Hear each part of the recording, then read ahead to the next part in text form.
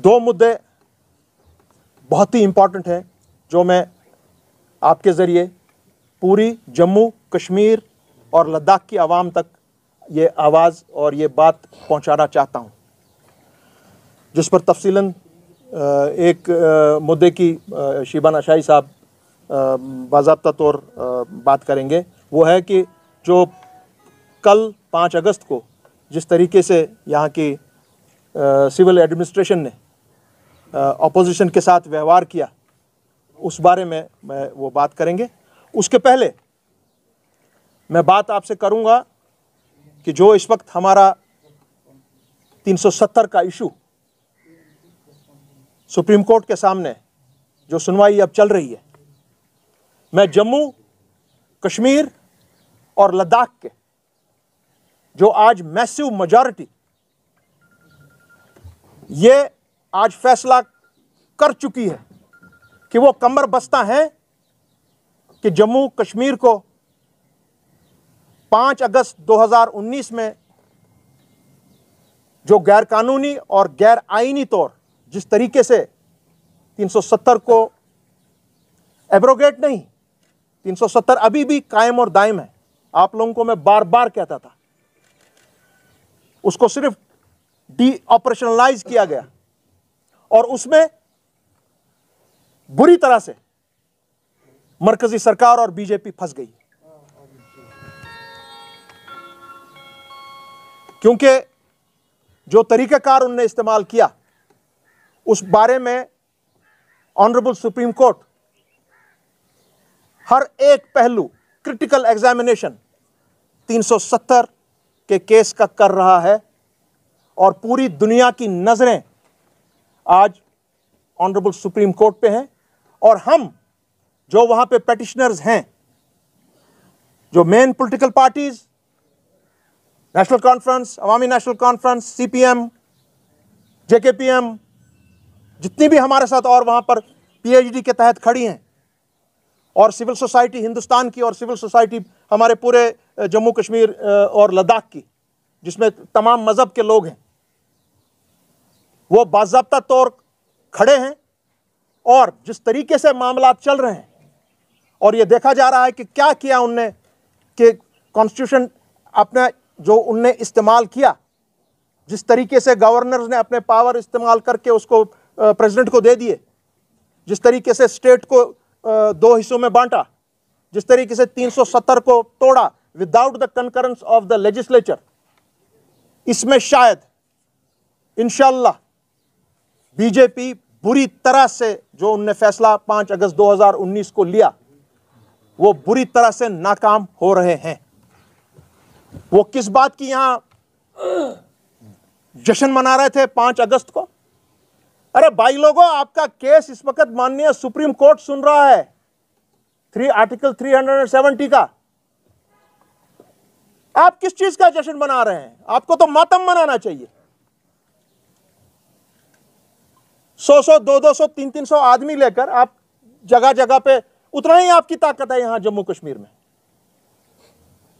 आपने लाया दौड़ कराने के लिए साइकिलिस्ट को, एक भी साइकिलिस्ट ने अपने मुंह से मास्क नहीं उठाया था। और जब उससे प्रेस के कुछ हमारे भाइयों ने बात की, उसने कहा कि मैं तो आया हूं यहां कि मुझे नौकरी मिलेगी। मेरे बीजेपी के लोगों, आप मेरे नौजवान नस्ल को करप्ट कर रहे हैं, नौकरी का झांसा देकर उनको यहां पर ला रहे हैं मैराथन करने के लिए। और यह आपको मालूम है कि 5 अगस्त 2019 को आपका फैसला गलत था।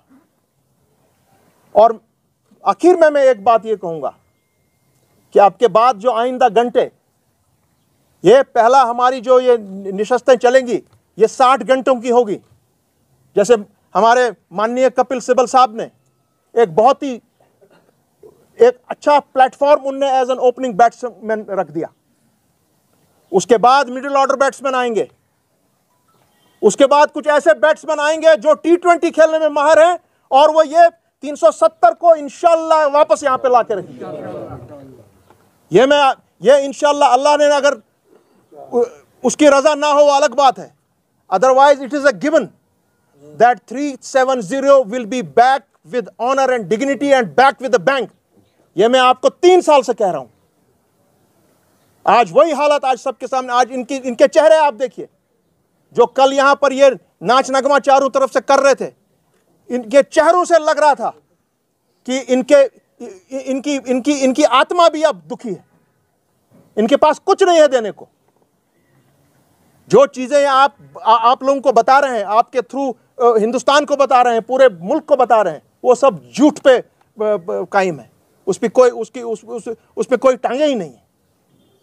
और मैं इसके साथ साथ, before I hand you over to Shibana Shahi, मैं एक बात और कहूंगा। मैं अपने उन तमाम जो यहां पर हमारे कुछ जमातें इस वक्त हैं, वो क्लियरली नहीं बोल रही हैं कि वो दफा 370 के साथ हैं कि या नहीं है। वो देख रहे हैं कि अगर सुप्रीम कोर्ट ने फैसला दे दिया तो वो कहेंगे हम तो आप ही के साथ थे, हमारी ही पिटीशन सारी थी। और अगर फैसला खुदा ना जात दे जो शायद नहीं होगा, इधर की तरफ आए होगा कि ये तो आपका टाइम ज़ाया कर रहे थे, हम तो आपको बोल रहे थे आपका वक्त ज़ाया कर रहे हैं, 70 साल से वक्त ज़ाया कर रहे हैं। मैं उन तमाम साहबों को कहूँगा, मेरे भाइयों, ये सिर्फ हमारा मामला नहीं है, ये आपका भी मामला है, आपके बच्चे और बच्चियों का मामला है। आज जम्मू भी समझ गया है, ये लद्दाख भी समझ गया है।